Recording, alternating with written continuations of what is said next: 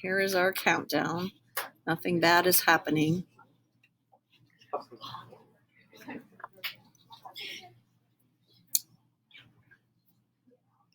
Okay, so one of the first things that we'll talk about with ancient Greece is that one of the things that most students enjoy learning about Greece is mythology.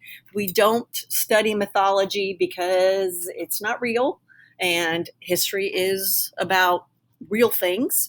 So that, I think, is often something that students enjoy learning about, but we don't get to do that in this part. But I do have a project that we will work on that I'll give you tomorrow that allows you. It's called a choice board. There's certain things that you can choose that will give those of you that enjoy learning about mythology the opportunity to study a little bit more in depth about mythology. If you really like mythology, you are going to have that opportunity when you go to college. You can take a whole semester on Greek mythology.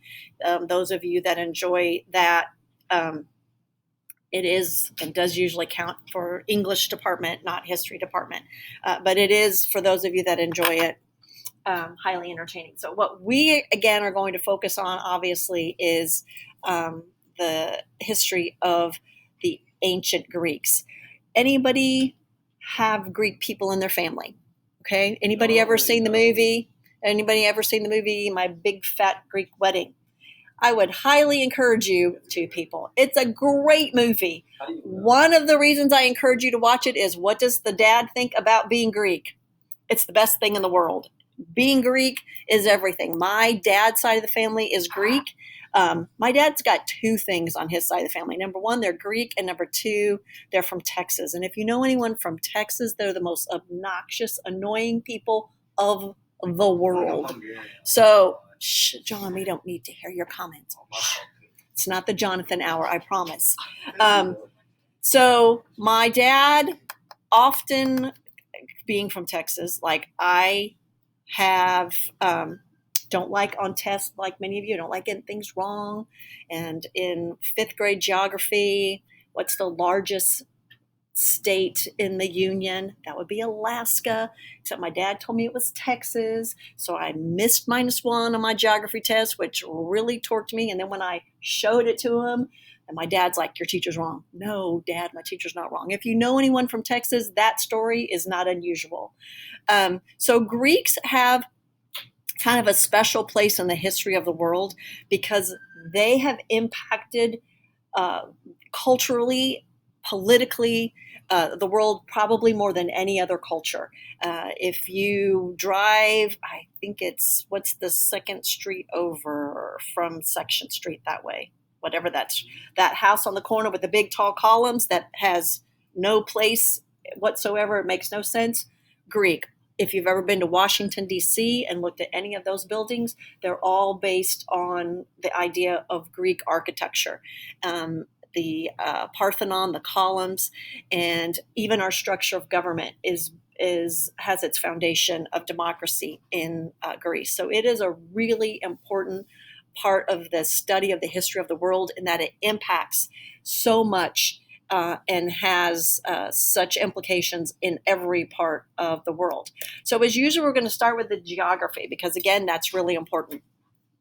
And the geography of Greece is going to make it really different than any other place that we've studied. One, it's small. It's only about the size of the state of Louisiana. So it's not a big place, but it has a lot of mountains. It's not flat, and it is surrounded by water. So for those two things, it makes invading or taking over really difficult. The mountains are going to divide up the Greek, so they're going to develop very differently. Did any of you, in your What I Know About Greece, and anybody mention Athens or that other well-known place, Sparta? Anybody mention that? Anybody heard of Sparta? The 300, that's usually what everybody wants to talk about, which that's, all of that movie is a crazy bunch of boo-hooey. But that's why in this place called Greece, we're going to get these two city-states that are actually can't be any more opposite of each other than Athens and Greece. They're going to have this big giant war that's going to last 30 years because of their differences. So Greece looks like this. I don't have this map in your notes, do I? So Greece, first of all, is a peninsula, which means it's surrounded on three sides by water. All those bumpy things are mountains. You can also see that it has lots and lots of islands.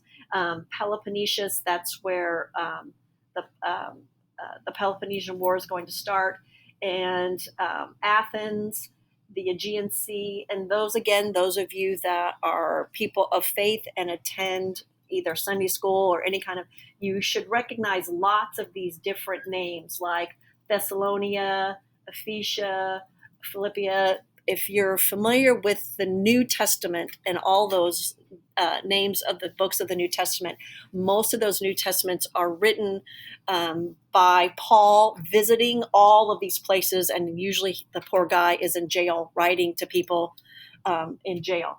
This will also be the beginnings of that movement towards what we'll do in chapter 4, the rise of Christianity. But you should recognize Corinth and all those. There's the Mediterranean Sea. And again, because Greece is this surrounded by three sides of the water, it really gives them a different type of civilization. These mountains are going to isolate each other. Anybody in there, what I know about ancient Greece, mention Olympics? Now that I've jogged your memory, would that be something you would associate with Greece? Greece gives us our first Olympics, in which they did everything naked. Yeah, naked. Ran naked, wrestled naked, threw the javelin naked. It's awesome. Yeah. So the reason I mention this is that these communities lead to very fierce rivalries. Often they led to warfare. What these communities decided after a while that we're killing ourselves, maybe we should try sports. And so that becomes a way for these communities to show their distinct differences and these rivalries by not killing each other. Will be this thing called the Olympics. And they'll last for quite some time. It also should be noted that when the modern Olympics begin in the late 1800s, it's for the same reason, to prevent warfare. Let's battle each other out on a sporting field under our nation's flag. And that works for a while until we hit 1914 and World War I.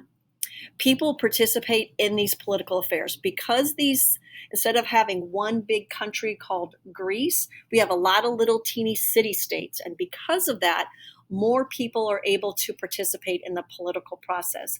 And when you have people participating in the political process, meaning voting for things or electing people to represent them, you usually have groups of people that feel more connected to their city-state and typically have a better livelihood because of that.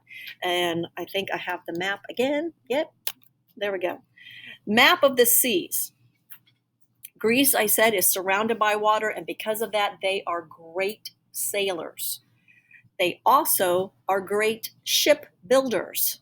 So after any of you in here make your first cool million and you want to buy a yacht, you buy your yacht from ship builders in Greece. That is the place to go. Any of you? Yes, sir.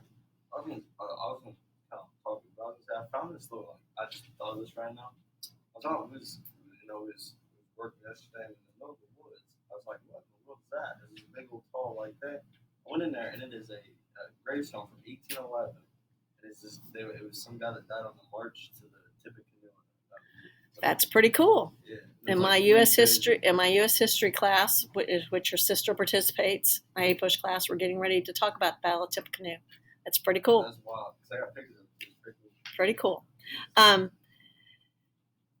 If for the Greeks, what's really important is that they are going to use the sea and make contact with other civilizations. They are going to see those other civilizations as less than they are. So if you've not ever seen the movie My Big Fat Greek Wedding, I would highly encourage you to watch it, not because it has any historical content, but because it displays the idea of what it means to be Greek and this idea that every single thing, and also the guy thinks Windex cures everything, which is pretty hilariously funny. But just this idea of superiority, that the Greeks are going to believe anybody that is not Greek is inferior to them. I think I got the map one more time. And we are going to start with the discovery of this ancient Greek civilization. So Arthur Evans is going to discover this Greek civilization on the island of Crete, which was one of those little islands, between 2700 BCE and 1452 BCE. It existed during the Bronze Age, and it's named after King Minos, that civilization that Arthur Evans discovered. And this will be the significance in discovering that. He discovers this palace in the city of Knossos. And it will be the center of this huge sea trading empire. So the Greeks are going to build this giant, enormous place of wealth based on this palace. And what this palace tells us and why this palace is important is for what we see that this wealth brings them. The first one, and all of these things are things that we as historians think about differently than just looking at this. Oh, they have a room for living. How many of you in your house have a room that's just for living and nobody uses it? I have one. Yeah, it's just a living room that nobody uses, that it's there for special occasions. You have to walk through it to get to the other places. And why is it there? Anybody got a reason why? Why your parents, or probably, if I can be more politically incorrect, your mom sets up a whole room with furniture. It's probably your best furniture, places to look at things. And it is simply for a display of wealth. Yep, it's a display of wealth. How many of you have grandparents, or maybe if you live in an older home, that is something called a picture window, or you know that your grandparents or great-grandparents call it a picture window? It is so that people can see inside the stuff that you have. It's huge, and it's usually not covered because the idea, now that bothers us in the 21st century, that people look in our house, but that's what it's for. And so when you have brightly colored rooms just for living, you've gone to all this wealth and extreme for a room that virtually does nothing. It shows wealth, because then at the same time we have workshops, and in those workshops, that's where they're making the things that they're going to sell: vases, ivory figures, jewelry. This is also something that is really important when we study Greece and Rome. We have bathrooms inside with drains. All of that's going to be lost after Rome, especially after the Great Plague, and we won't get indoor bathrooms for a really, really long time. My granny and papa, and my mom is only in her early 70s. My mom grew up without a bathroom in her house. And my granny and papa didn't get a bathroom in their house until I was almost in the 5th grade. I think it was the summer after I finished the 5th grade was when my granny and papa got a bathroom. Not that they couldn't afford it. Obviously, they had a house, but when they built their house, it wasn't there. So these people have bathrooms inside with drains, which shows us a higher level thinking, obviously, of engineering, right? That you've got to not only put the drain, but it's got to go somewhere, right? You can't just have all that. Paintings of sporting events, again, which are really important, that they emphasized the importance of sports by painting, and then storerooms with jars of oil, wine, grain that were paid to the taxes. So when we discover this idea of this Greek civilization and their wealth and their the importance of them in that region. So here are a couple of the pictures of the pottery found. And there's the palace. The rebar, obviously, that's going around is not part of the palace. That is something that was added for security measures. But it is a very large, large palace. This is the aerial view. And it is, again, something that they continue excavating and finding new stuff all the time. And there are the inside. You can see some of the paint still left. And then the painting of the sporting events and idolizing sports heroes. Those are all guys. And how important that looks. So how does this end? It ends suddenly. We don't know how. Two possibilities, obviously, is some kind of tidal wave. If you have lots of mountains, typically there are the capability of volcanic eruption, kind of like Pompeii, or an invasion. Someone invaded the Minoan. And that, again, is our first notice. I didn't have you write anything down. You're just listening. That stuff is not really testable, but it needs to be something that we get to so that we can get to the first Greek state. And our first Greek state is the Mycenae. And that is, again, a fortified site in Greece. They are going to thrive from 1600 to 1100 BCE. All right? And I don't have you write anything on that one either, do I? Civilization is made up of powerful monarchs. So now we're going to get into this idea of who is ruling these this early Greek civilization. An early Greek civilization looks like all the other civilizations that we've studied. There will be a powerful monarch. What we get at the end will be a democracy. So how do we get from one extreme to the other is what's important in this story of the early Greek. Palaces was built on hills surrounded by huge stone walls, and only the royal families lived within these walls. These will also have, the royal family will also be buried, much like we talked about in Greece, much like we talked about in Egypt, in tombs. And unlike Egypt with a whole lot of flat spaces, we have a whole lot of mountains. So their tombs are going to be built into the sides of mountains. I still not sure how that looks like a beehive. I don't know if that top thing looks, I don't know why they want to call them beehives, but these tombs are built into the geography that they have existing. So they'll use the sides of mountains to put these, and they serve the same purpose as the tombs did in Egypt. Mycenaeans were warriors with great battle skills. Their wall murals showed war and hunting scenes. They developed an extensive trade network. Mycenaean pottery has been found in Syria, Egypt, and Sicily. And again, we know that because of tracing that soil and where that soil came from. The beginnings and what we look at when we look at this artwork, which doesn't look like great artwork. The scale and the proportion of that man, those two men sitting with their legs jutting out, the reins on that thing that's supposed to be a horse, none of that is to scale. None of that would be what we would think about qualifies itself as artwork.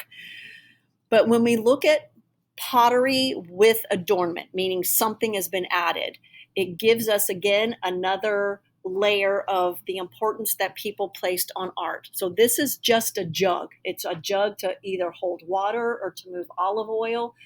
But we now understand as historians that there has been some value placed on making that jug look different or look pretty. You can also tell, look at the skill that would be required for that jug to stand up. Has anyone ever tried to throw a pot before? It is really, really hard to make something that big stand on a base that small. If you really look at how small this base is compared to that, again, it takes skill. And so what we are seeing with the Greeks is that they are elevating their skill and their craftsmanship at the same time as their usage of ordinary objects. I think this is my last one.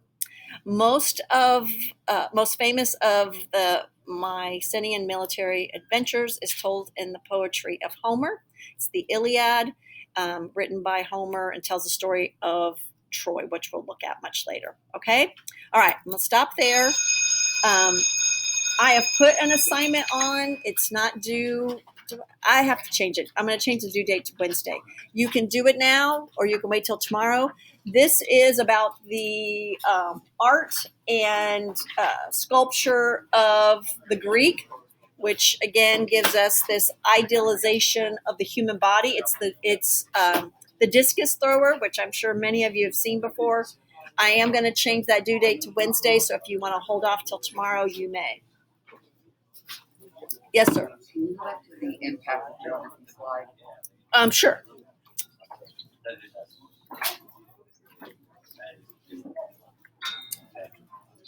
Impact of mountains. Geography.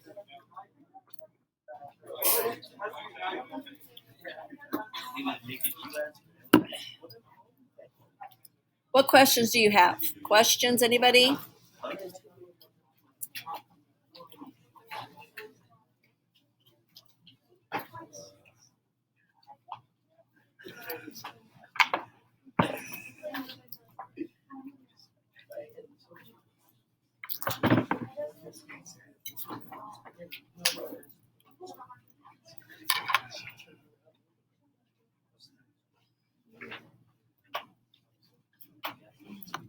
Got it?